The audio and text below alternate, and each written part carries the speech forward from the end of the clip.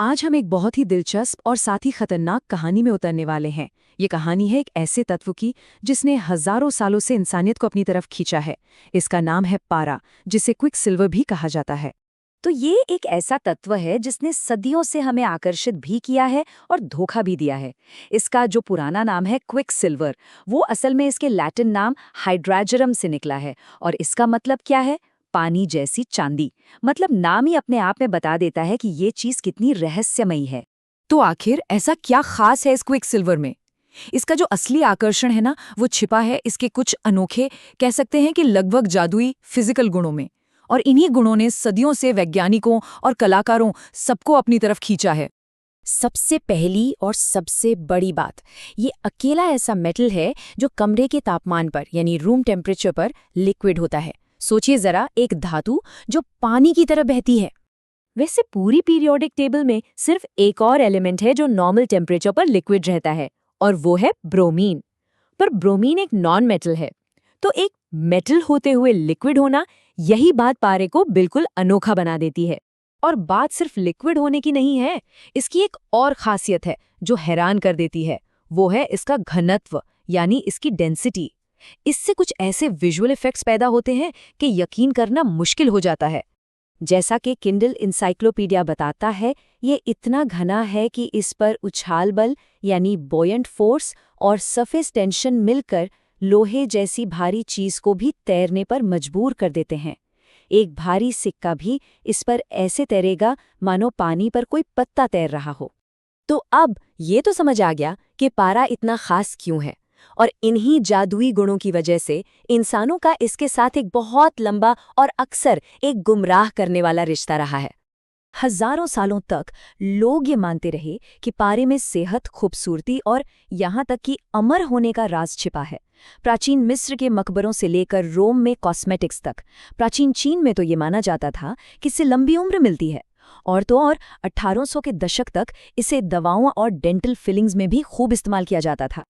मगर अमर होने की ये चाहत एक बहुत ही खतरनाक धोखे की शुरुआत थी। चीन के पहले सम्राट किन शी हुआंग का किस्सा ही ले लीजिए। उन्होंने अमर होने के लिए पारे और जेड पाउडर का मिश्रण पिया, और हुआ क्या? अमर होने के बजाय ये उनकी मौत का कारण बन गया। और यहीं से कहानी का वो स्याह पन्ना खुलता है जहां इस जादुई चीज का जहरीला चेहरा सामने आता है। विडंबना देखिए, जिन चीजों ने पारे को इतना आकर्षक बनाया, वही असल में इसे खतरनाक जहर भी बनाती थी। तो सवाल ये है कि आखिर ये जादू इतना जानलेवा क्यों है? इसका जवाब छिपा है इस बात में कि पारा हमारे पर्यावरण और हम जैसे जीवित प्राणियों के साथ कैसे रिएक्ट करता है। देखिए, पारा जब पानी या मिट्टी में पहुंचता है तो वहां के छोटे छोटे माइक्रो ऑर्गेनिजम्स उसे एक और भी ज्यादा खतरनाक चीज में बदल देते हैं, जिसे कहते हैं मिथाइल मर्क्यूरी। ये पारे का एक ऑर्गेनिक रूप है जो बहुत ज्यादा जहरीला होता है, और हमारा शरीर इसे बहुत आसानी से सोख लेता है। और यहीं से जहर की पूरी चेन शुरू होती है। इसे कहते हैं बायो एक्यूमुलेशन। होता यह है कि फैक्ट्रियों से पारा पानी में जाता है, वहां बैक्टीरिया उसे जहरीले मिथाइल मर्क्यूरी में बदल देते हैं। फिर ये जहर छोटी मछलियों में जमा होता है, उन्हें बड़ी मछलियां खाती हैं, और ये जहर फूड चेन में ऊपर की तरफ बढ़ता जाता है। और जब इंसान उस दूषित समुद्री खाने को खाते हैं तो ये सारा जहर उनके शरीर में जमा हो जाता है। पारे का खतरा कितना विनाशकारी हो सकता है, इसे समझने के लिए हमें जापान के मिनामाता शहर की कहानी देखनी होगी। शायद ही कोई और घटना इसके खतरे को इतने भयानक तरीके से दिखाती हो।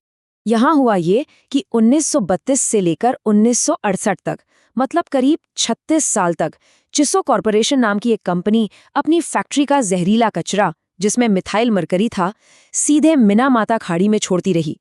नतीजा, एक भयानक बीमारी जिसे मिनामाता रोग का नाम दिया गया। और सरकारी आंकड़ों के मुताबिक इससे 2265 लोग सीधे तौर पर पीड़ित हुए। और ये त्रासदी रातों रात नहीं हुई। 1950 के दशक में ही अजीब चीजें होने लगी। बिल्लियां अजीब तरह से ऐंठने लगीं।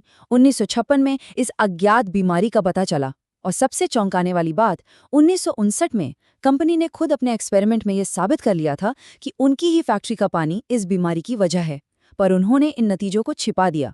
आखिरकार 1968 में जाकर सरकार ने माना कि चिसुका का प्रदूषण ही इसका कारण है। पूरे 36 साल तक जहर फैलता रहा और सच को दबाया जाता रहा।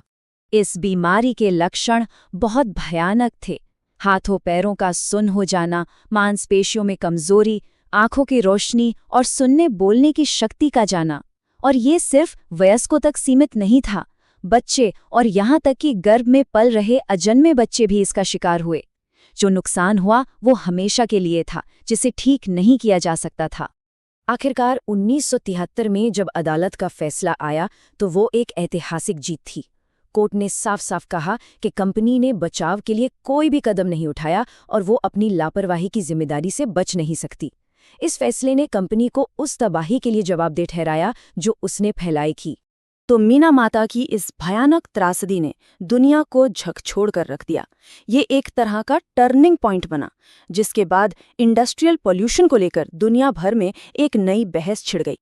इस घटना के बाद चीजें वाकई में बदली। 1970 से पहले जहां पारे का इस्तेमाल हर जगह होता था, वहीं इसके बाद खासकर जापान में दुनिया के सबसे सख्त पर्यावरण कानून बनाए गए। यहीं से पल्यूटर पेज, यानी जो प्रदूषण करेगा वो भुगतान करेगा, का सिद्धांत भी आया। मतलब अब कंपनियां अपने फैलाए प्रदूषण के लिए आर्थिक रूप से जिम्मेदार थीं। लेकिन कहानी अभी खत्म नहीं हुई है। आज भी दुनिया में पारे का खनन और इस्तेमाल होता है। चीन, किर्गिस्तान और चिली जैसे देश आज इसके सबसे बड़े उत्पादक हैं, और ये हमारे पर्यावरण के लिए एक लगातार बना हुआ खतरा है। तो सवाल ये उठता है कि हम पारे की इस कहानी से क्या सीखते हैं? हम तरक्की और अपने ग्रह की सेहत के बीच संतुलन कैसे बना सकते हैं? पारे की ये कहानी, जो आकर्षण से शुरू होकर धोखे पे खत्म होती है, एक बहुत बड़ी चेतावनी है। ये हमें हमारी सामूहिक जिम्मेदारी की याद दिलाती है कि इससे पहले कि बहुत देर हो जाए, हमें चेतावनियों पर ध्यान देना होगा।